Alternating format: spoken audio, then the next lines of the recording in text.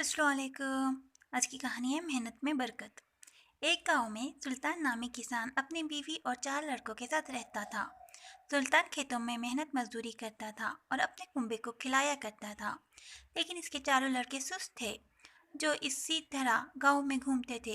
एक दिन सुल्तान ने अपनी अहलिया से कहा कि मैं अभी भी खेतों में काम कर रहा हूँ, लेकिन मेरे बाद इन लड़कों का क्या होगा? उन्होंने तो कभी सख्त मेहनत भी नहीं की, ये तो कभी खेत भी नहीं गए।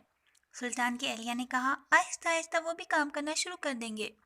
वक्त गुजरता गया और सुल्तान के लड़कों ने कोई काम नहीं किया। एक दिन सुल्तान बीमार हो गया। इसने अपनी अहलिया से कहा कि वो चारों लड़कों को फ़ोन करे। इसकी बीवी ने चारों लड़कों को बुलाया, इन्हें लेकर आए।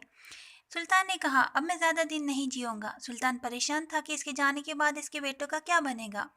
इसीलिए इसने कहा, बेटे, मैंने अपनी ज़िंदगी में जो कुछ कमाया वो मेरे खेतों के नीचे है।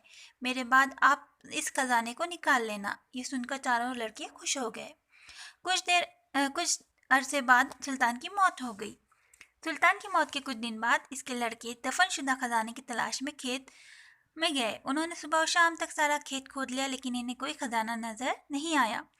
लड़के घर आए और अपनी वालिदा से कहा, माँ बाप अम्मा अब्बा ने हमसे झूठ कहा है। इसकी वालिदा ने कहा, आपके वालिद ने अपनी ज़िंदगी में मकान और खेत कमाया है, अभी खेत खोद ही लिया है तो इसमें बीज लगाओ। इसके बाद लड़कों ने बीज बोया और माँ की हिदायत के मुताबिक पानी दिया।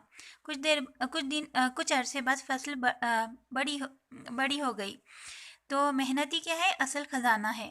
कहानी का अखलाकी सबक है, हमें काहली छोड़कर सख्त मेहनत करनी चाहिए। मेहनत करना इंसान की असल दौलत है।